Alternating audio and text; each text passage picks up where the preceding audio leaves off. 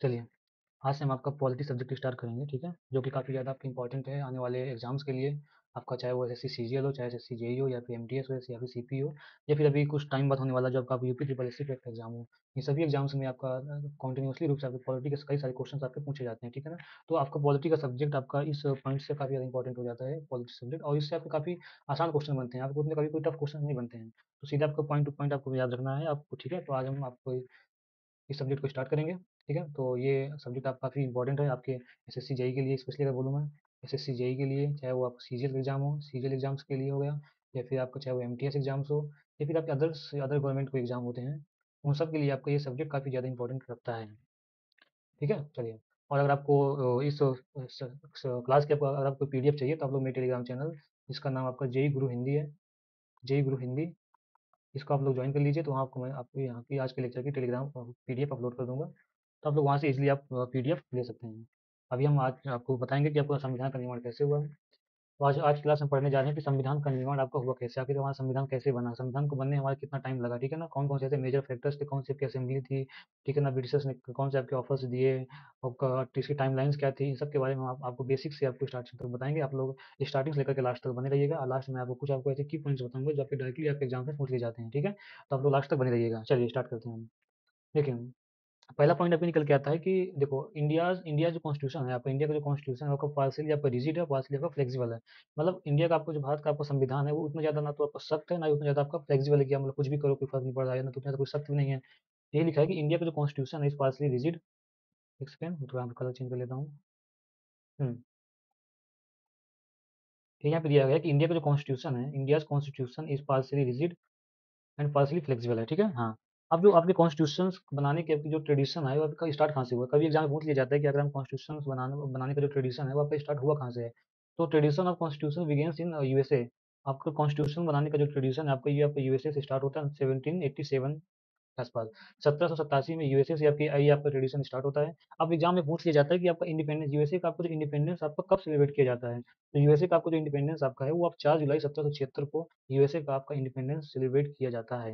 ये आपको की पॉइंट आपको याद रखना है। मैंने सारे वही की पॉइंट्स यहाँ पे मेंशन किए हैं जो आपके एग्जाम में पूछे जाते हैं, ताकि हम काफ़ी स्पीडली तरीके से हम अपने पॉलिटी सब्जेक्ट को रिवाइज कर पाएँ कम समय में, ठीक है? इसलिए मैंने पहले से स्लाइड को तैयार भी कर रखा है। तो आप लोगों को बस आवाज़ सुननी है, और जो मैं स्लाइड में क्या लिख रहा हूँ उसको आपको देखना है, और बाकी आपको मैं पीडीएफ प्रोवाइड करवा दूँगा, तो आप लोग वहाँ से इज़िली आप वहाँ इसको रिवाइज़ कर सकते हैं, ठीक है? चलिए आगे चलते हैं।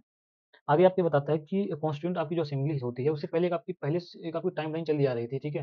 कॉन्स्टिट्यूएंट असेंबली बनने से पहले एक आपकी कुछ न कुछ आपकी ऐसी टाइमलाइन्स थी जो हमको जानना ज़रूरी है, और जो एग्ज़ाम में पूछता भी है। जैसे आपका पहले पूछता है कि 1928 में क्या हुआ था? तो 1928 में क्या हुआ था कि आपकी नेहरू रिपोर्ट आई थी, ठीक है? हाँ, 1928 में आपकी नेहरू रिपोर्ट आती है, जिसके जिसके चेयरमैन आपके मोतीलाल नेहरू थे। यहाँ लखनऊ में एक आपकी मीटिंग होती है, लखनऊ कॉन्फ्रेंस में, वहीं पे ये आपकी नेहरू रिपोर्ट सबमिट की जाती है। इसके चेयरमैन आपके मोतीलाल नेहरू जी थे। फिर आपको 1934 जो काफ़ी इंपॉर्टेंट है आपके एग्जाम पॉइंट ऑफ व्यू से लेकर के, 1934 1934 में एमएन रॉय, ये नाम आप लोग याद रखिएगा, MN Roy proposed idea of constituent assembly. Constituent assembly बनाने का जो आइडिया जो सबसे पहले प्रपोज किए थे, वो आपके एमएन रॉय जी ने प्रपोज किया था 1934 में, ठीक है? फिर आगे चल के आपके 1935 में इंडियन नेशनल जो कांग्रेस थी, वो ऑफिशियली डिमांड कर देती है कॉन्स्टिट्यूशनल असेंबली की, ठीक है? कि हमको संविधान सभा की हमको बनानी है, उसकी ऑफिशियली डिमांड आपकी 1934 में इंडियन नेशनल कांग्रेस कर देती है, ठीक है? हाँ, तो यहाँ तक आप लोग याद रखिएगा, ये कुछ आपकी बेसिक्स आपकी टाइमलाइंस हैं, और इस साथ ही में अब देखे जाए इसी इसी के आगे आप कुछ, ब्रिटेन भी आपके कुछ ना कुछ आपके ऑफर्स लेके आ रहा था। अब ब्रिटेन आपके ऑफर्स क्यों लेके आ रहा था? क्योंकि आपको पता होगा 1939 के आसपास, जो 1939 से 1945 के बीच आपका वर्ल्ड वॉर सेकंड स्टार्ट हो गया था, ठीक है? तो वर्ल्ड वॉर सेकंड स्टार्ट होने के बाद क्या होता कि इंग्लैंड आपका पहले से बिजी था इस वर्ल्ड वॉर में, और इंडिया में इतने सारे वैसे भी इसके आंदोलन, इतने विद्रोह चल रहे थे ब्रिटिशर्स के लिए। तो ब्रिटिशर्स चाहते थे कि इंडिया में इतनी ज़्यादा अशांति जो फैली हुई है, उस अशांति को कम किया जाए। तो ब्रिटिशर्स इंडियंस को कुछ ऑफर्स लेके आए थे। एक आपका अगस्त ऑफर था, एक आपका फिफ्थ प्रपोजल था, एक आपका वेबल प्लान था। अगस्त ऑफर आपका 1940 में आता है, फिफ्थ प्रपोजल आपका 1942 में आता है, और जो वेबल प्लान था ये आपका 1945 में आपका वेबल प्लान आता है। अब याद रखने वाली बात ये कि तीनों प्लान्स को इंडियंस ने रिजेक्ट कर दिया था। इंडियन नेशनल कांग्रेस ने ये अगस्त ऑफर, फिफ्थ प्रपोजल और वेबल प्लान तीनों को रिजेक्ट कर दिया था। रिजेक्ट करने का रीजन ये था कि इंडियन नेशनल कांग्रेस जो की डिमांड थी, वो एक तरह से पूर्ण स्वराज की मांग कर रहे थे, ठीक है ना? इसमें मैं एक स्लाइड ऐड कर लेता हूँ, ताकि मैं आपको थोड़ा क्लियर बता सकूँ। देखो, रिजेक्ट करने का रीज़न ये था कि इंडियन नेशनल कांग्रेस जो थी, वो पूर्ण स्वराज की मांग कर रही थी। लेकिन ब्रिटिशर्स क्या वो कर बोल रहे थे? ब्रिटिशर्स बोल रहे थे कि हम आपको डोमिनियन स्टेट्स का दर्जा देंगे। डोमिनियन स्टेटस का दर्जा देंगे। ये इंडियन नेशनल कांग्रेस को मंजूर नहीं था। इसलिए ये बोल रहे थे कि हम जब हम डोमिनियन स्टेटस की मांग कर रहे थे अप्रॉक्स 1928 के आसपास, तब तो आपने हमको डोमिनियन स्टेटस की मांग हमको मंजूरी नहीं दी। तो आज हम आपकी बात क्यों माने? आज हमको सिर्फ पूर्ण स्वराज चाहिए। भाई अब ब्रिटिश की मजबूरी है, उस मजबूरी का हमको फायदा उठाना चाहिए। तो इंडियन नेशनल कांग्रेस ने क्या बोला था कि हमको पूर्ण स्वराज चाहिए, ठीक है। इसी वजह से इंडियन नेशनल कांग्रेस ने ये तीनों जो ऑफर थे, अगस्त ऑफर, क्रिप्स प्रपोजल और वेवर्स प्लान को, तीनों को इन्होंने रिजेक्ट कर दिया था।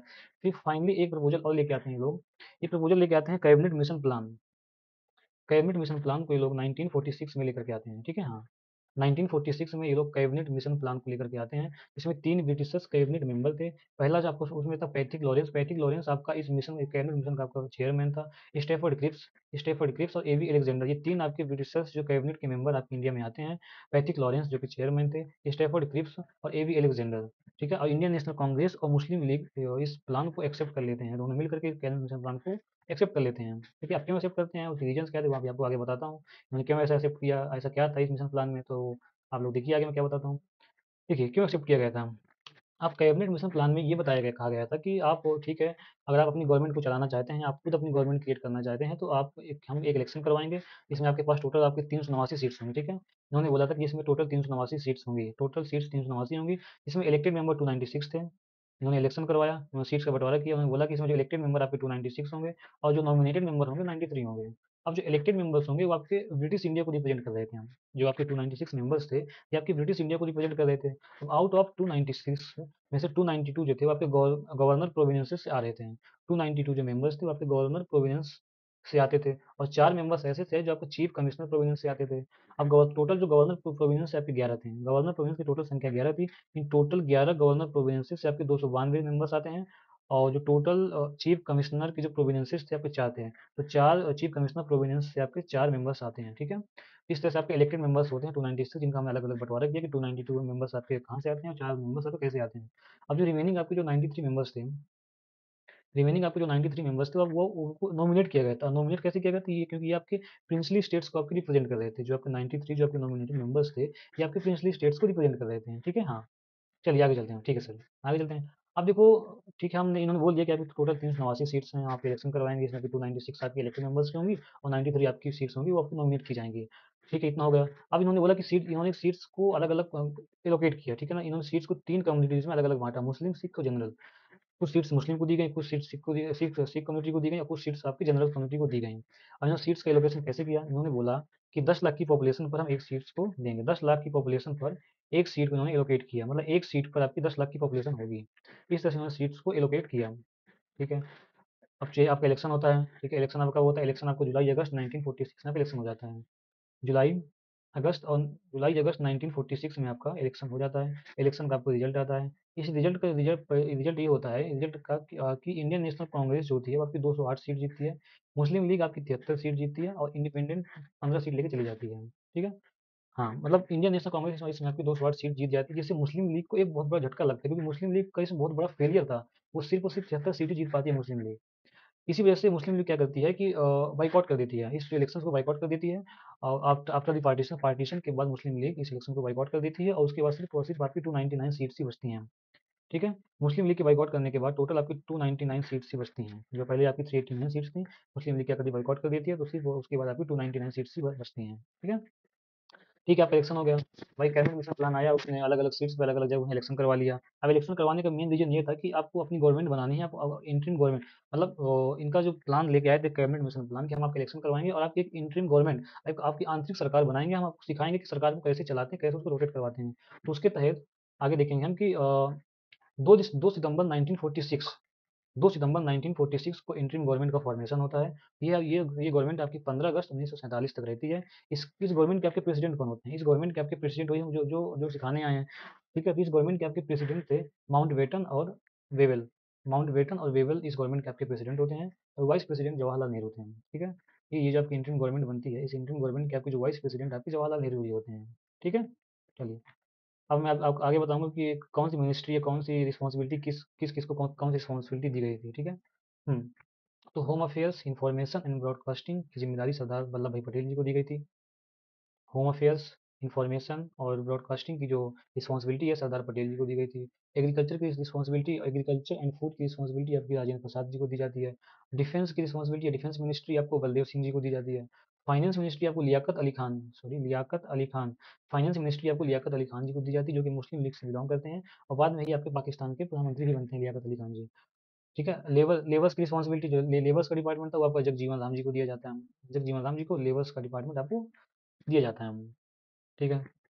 अगला था कि एजुकेशन एंड आर्ट्स की जो रिस्पॉन्सिबिलिटी है, एजुकेशन एंड आर्ट्स की मिनिस्ट्री थी वो सी राजगोपालचारी जी को दी जाती है। और रेलवे आपको अब्दुल अब्दुल रब निस्तार जी को रेलवे की रिस्पॉन्सिबिलिटी दी जाती है। तो ये आपकी कुछ डिपार्टमेंट थे जिनकी रिस्पॉन्सिबिलिटी जो इंडियन गवर्नमेंट में कि कौन से डिपार्टमेंट का हेड किसको नियुक्त किया गया था, इनसे आपको डायरेक्टली क्वेश्चन पूछ लिया जाता है। ठीक है। तो इस टेबल को आप जो इस स्लाइड्स को आप अच्छे से याद रखिएगा, इनसे आपको डायरेक्टली क्वेश्चन पूछ लिया जाता है। ठीक है। एग्जाम में मैं आपको जब आगे क्वेश्चन कराऊंगा तो मैं आपको दिखाऊंगा भी कि डायरेक्टली क्वेश्चन इनसे आपको पूछ लिया जाता है। अब देखो क्या होता है, अब आपका एक ऑब्जेक्टिव रिजोल्यूशन आपका जवाहरलाल नेहरू जी लेके आते हैं 1946 में, उद्देश्य प्रस्ताव। ऑब्जेक्टिव रिजोल्यूशन मीन्स आपका होता है उद्देश्य प्रस्ताव। ये आपका 13 दिसंबर 1946 को आता है। इस 13 दिसंबर 1946 को, और इसको प्रेजेंट करते हैं जवाहरलाल नेहरू जी के द्वारा 13 दिसंबर 1946 को उद्देश्य प्रस्ताव को प्रेजेंट किया जाता है। और 22 जनवरी 1947 को संविधान सभा इसको एक्सेप्ट कर लेती है। ये आपका जो ऑब्जेक्टिव रिजोल्यूशन आपका होता है, ये बाद में आपका प्रीएम्बल का रूप लेता है। तो इसी को हम 22 जनवरी 1947 को संविधान सभा के द्वारा एक्सेप्ट कर लिया जाता है आपके उद्देश्य प्रस्ताव को। ठीक है। तो आप ये डेट्स याद रखिएगा।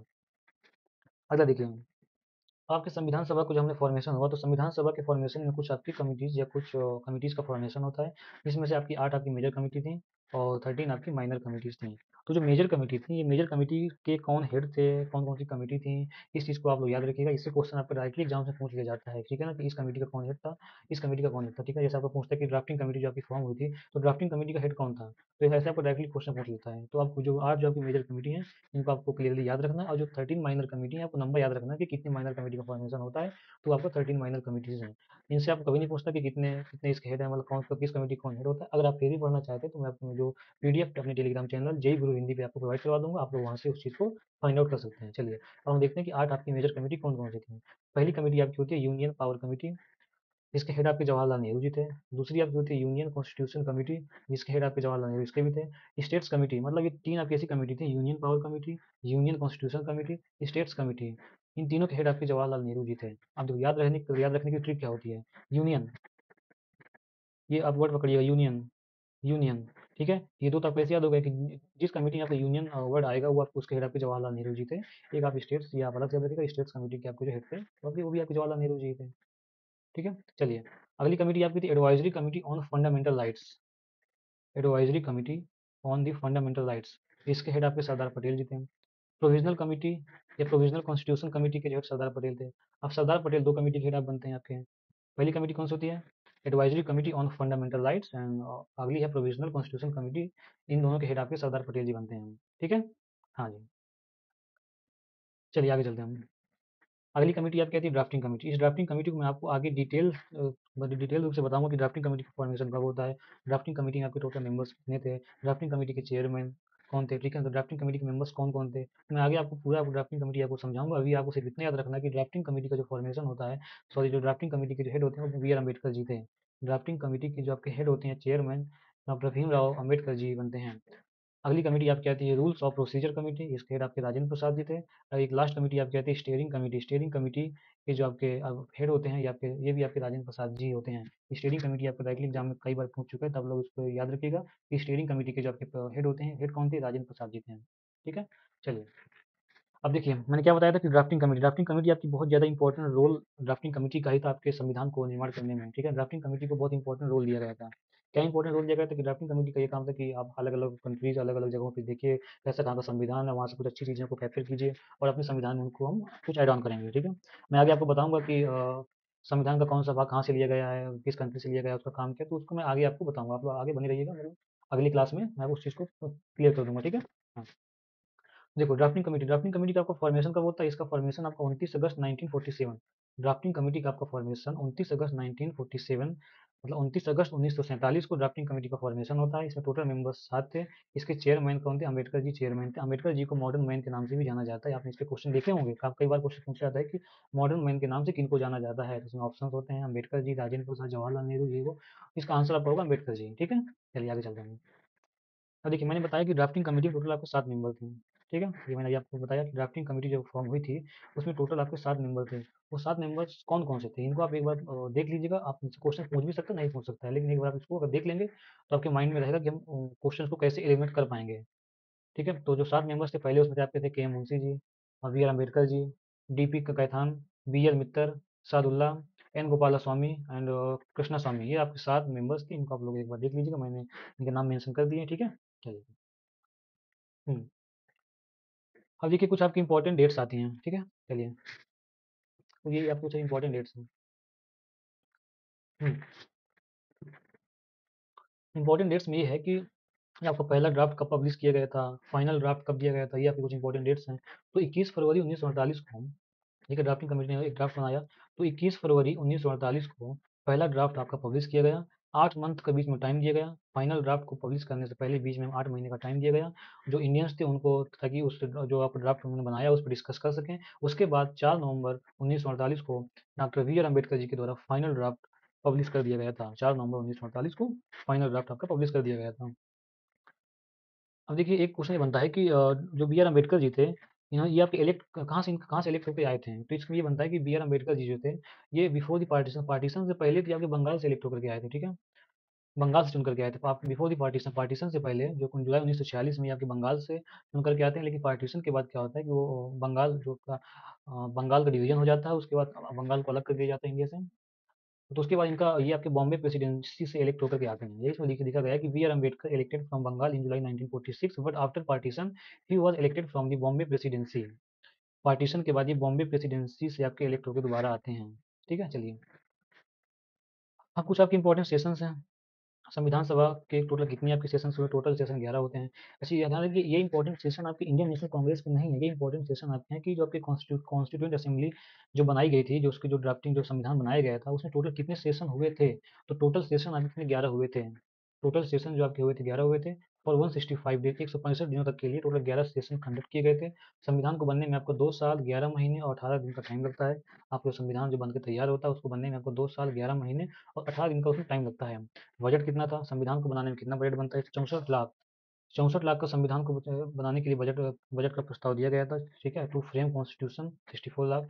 अब जो इसका पहला सेशन होता है, पहला सेशन आपका 9 से 23 दिसंबर 1946 के बीच होता है।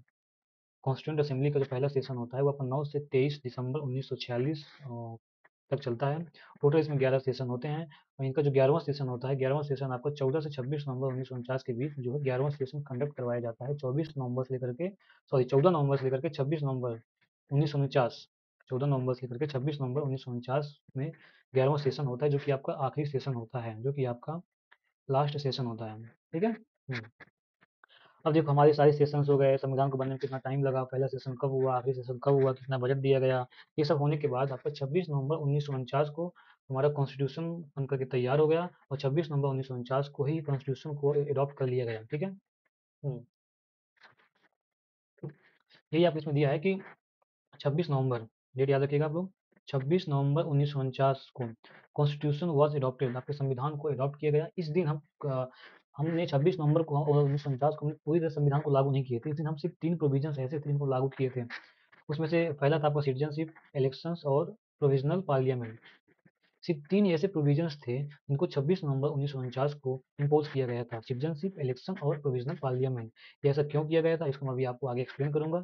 ठीक है, कि हम 26 नवंबर 1949 को ही हमने संविधान को लागू क्यों नहीं किया, इसको मैं आपको आगे बताऊंगा। अगर आपको पता है तो आप लोग कमेंट सेक्शन में मुझे कमेंट करके बताइएगा। ठीक है, तो उसको मैं देखूंगा कि आप लोगों को कितनी नॉलेज है इसके बारे में। अगर नहीं पता है तो ठीक है, मैं आपको बताऊंगा आगे। अब 26 नवंबर को ही कॉन्स्टिट्यूशन डे के रूप में मनाया जाता है। इसीलिए 26 नवंबर को कॉन्स्टिट्यूशन डे के रूप में मनाया जाता है। 26 नवंबर को ही हम कॉन्स्टिट्यूशन डे के रूप में उसको सेलिब्रेट किया जाता है। अब क्या होता है कि 26 जनवरी 1950 को अब सब पूरी तरह से हम संविधान को लागू कर देते हैं। 26 जनवरी 1950, डेट याद रखिएगा। 26 जनवरी 1950 को हम संविधान को पूरी तरह से इन्फोर्स या लागू कर देते हैं। ठीक है। हाँ। याद रखिएगा, डायरेक्टली क्वेश्चन पूछ लेता है कि संविधान को हमने लागू कब किया और संविधान को हमने अडॉप्ट कब किया। तो हमने अडॉप्ट किया था 26 नवंबर 1949 को और संविधान को लागू किया गया था 26 जनवरी 1950 को। स्टार्टिंग में क्या था, ओरिजिनली आपके संविधान में 395 आर्टिकल थे, 22 पार्ट थे और 8 शेड्यूल थे। मैं सारे आर्टिकल आपको आगे एक एक आर्टिकल आपको क्लियर करूंगा, हर एक पार्ट के बारे में बताऊंगा आगे। और जितने भी आपके शेड्यूल्स थे, इस टाइम पे कितने शेड्यूल है, इस टाइम पे कितने पार्ट है, सब कुछ आपको आगे धीरे धीरे आपको क्लैरिटी मिलती जाएगी। तभी आपको सिर्फ इतना याद रखना है कि ओरिजिनली जो आपके कॉन्स्टिट्यूंट में कितने आपके आर्टिकल्स थे, तो 395 आर्टिकल थे, 22 पार्ट थे और 8 शेड्यूल थे और प्रियम्बल उसका भी पार्ट था। ठीक है। चलिए। हम्म, आगे चलते हैं हम लोग फिर। अब कुछ आपके इंपॉर्टेंट पॉइंट्स हैं जो आपके एग्जाम्स में डायरेक्टली पूछ लिया जाता है 1 नंबर में। और ये भी ये जो मैं आपको यहाँ से आगे जितनी भी स्लाइड्स दिखाऊंगा, जितनी भी स्लाइड्स मैं आपको यहाँ से आगे दिखाऊंगा, वो स्लाइड बहुत, वो हर एक स्लाइड काफ़ी ज़्यादा अपने आप में इंपॉर्टेंट होगी। आप चाहो, अगर विश्वास ना हो, तो आप लोग क्वेश्चंस देख सकते हैं प्रीवियस ईयर्स में। अगर नहीं तो मैं इसके क्वेश्चंस आगे कराऊंगा तो आप लोग को मालूम चल जाएगा कि ये स्लाइड्स कितनी इंपॉर्टेंट थी। ठीक है। जैसे पहला क्वेश्चन, पहला आपका बनता है कि लॉ मेकिंग बॉडी थी, लॉ मेकिंग बॉडी के आपके हेड कौन थे, जीवी मौलंकर साहब थे। लॉ मेकिंग बॉडी के आपके जो हेड होते हैं, जीवी मौलंकर साहब थे। जीवी मौलंकर आपके पहले लोकसभा स्पीकर भी बनते हैं। ये आपको पता होगा कि जीवी मौलंकर साहब ही पहले आपके लोकसभा के स्पीकर भी बनते हैं। जो आपके संविधान सभा थी, इसके टेम्परेरी प्रेसिडेंट कौन थे, सच्चिदानंद सिन्हा जी थे। ये क्वेश्चन कई बार बन चुका है। परमानेंट प्रेसिडेंट कौन थे, राजेंद्र प्रसाद जी थे। नेशनल फ्लैग को कब अडॉप्ट किया गया, नेशनल फ्लैग को 22 जुलाई 1947 को अडॉप्ट किया गया था। आपका जो नेशनल फ्लैग है, उस नेशनल फ्लैग को 22 जुलाई 1947 को अडॉप्ट किया गया था।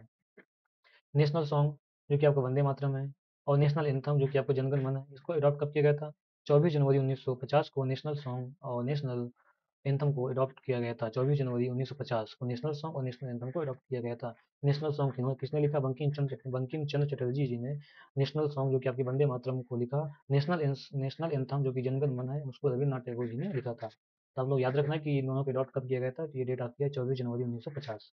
चलिए आगे चलते हैं। हम्म, अगला ये आता है कि डॉक्टर राजेंद्र प्रसाद पहले प्रेसिडेंट बने थे आपके इंडिया के, कब बने थे। क्वेश्चन पूछ लिया जाता है कि डॉक्टर राजेंद्र प्रसाद जो कि आपके पहले प्रेसिडेंट आपके इंडिया के बनते हैं, वो कब बनते हैं। तो उनका 26 जनवरी 1950 को डॉक्टर राजेंद्र प्रसाद जी को इंडिया का पहला प्रेसिडेंट बना दिया जाता है, 26 जनवरी 1950 को।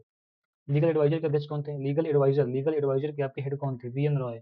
ये क्वेश्चन आपका एसएससी जेई 2023 में पूछा गया था कि लीगल एडवाइजर के आपके हेड कौन थे, बी एन रॉय जी थे, बी एन रॉय। ठीक है, B N Roy. Chief draftman आपके संविधान सभा के जो बनाने में जो चीफ ड्राफ्टमैन थे, वो कौन थे, S N Mukherjee ji chief draftman थे। Number of member who sign constituent, कितने मेंबर्स ने आपका संविधान में साइन किए थे, 284 मेंबर्स ने टोटल। टोटल आपको 284 मेंबर्स थे जिन्होंने संविधान में साइन किए थे, जिसमें आपकी 15 फीमेल्स मेंबर्स भी शामिल थी। 284 मेंबर्स में से 15 आपकी फीमेल मेंबर भी शामिल थी। आपका सिर्फ संविधान को इंग्लिश में प्रेम बिहारी नारायण रायजादा जी ने लिखा था। इंग्लिश में आपके संविधान को प्रेम बिहारी नारायण रायजादा ने लिखा था।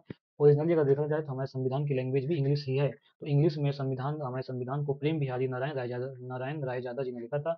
हिंदी में वसंत कृष्ण वैद्य जी ने हिंदी में लिखा था। ठीक है। हाँ। हमारे संविधान को किसने डेकोरेट किया था, तो नंदलाल बोस और राम मनोहर जी ने हमारे संविधान को डेकोरेट किया था। हमारे संविधान का सिंबल क्या है, हमारे संविधान का सिंबल एलिफेंट है। ठीक है, हमारे संविधान का सिंबल एलिफेंट है। और एक कुछ पॉइंट आप ये बन जाते हैं कि पहली आपकी हेल्थ मिनिस्टर कौन बनी, तो राजकुमारी अमृत कौर जी आपकी पहली हेल्थ मिनिस्टर बनती हैं। पहली फीमेल सीएम कौन थी अपने उत्तर प्रदेश की, सुचेता कृपलानी जी थी। फर्स्ट जो फीमेल सीएम थी आपके उत्तर प्रदेश की, वो कौन थी, सुचेता कृपलानी जी थी। ठीक है। तो मेरा आपसे एक क्वेश्चन रहेगा, एज होमवर्क रहेगा कि पहली गवर्नर कौन थी यूपी की। फर्स्ट गवर्नर ऑफ यूपी,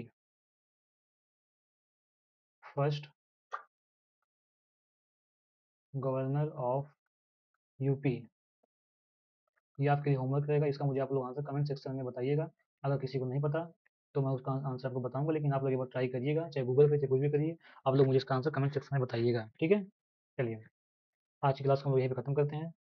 आज हमने काफ़ी कम समय में काफ़ी ज़्यादा हमने चीज़ों को रिवाइज कर लिया है। अगली क्लास मैं आपको कल प्रोवाइड कराऊंगा इसी टाइम पे, तो आप लोग कल भी आइएगा, देखिएगा कि आपकी क्लास आपकी, अगर आपको लगती है क्लास ये काफ़ी हमारे लिए यूज़फुल है, तो आप लोग चैनल को सब्सक्राइब, लाइक और शेयर करिएगा। और अगर आपको कोई अगर डाउट होता है तो आप लोग मेरे टेलीग्राम चैनल, जो कि मैंने आपको बताया था, जेई गुरु हिंदी, इसको आप लोग ज्वाइन करिएगा। वहाँ पे मैं आपको सारे डाउट्स क्लियर करूँगा। ठीक है। चलिए, धन्यवाद। Take care.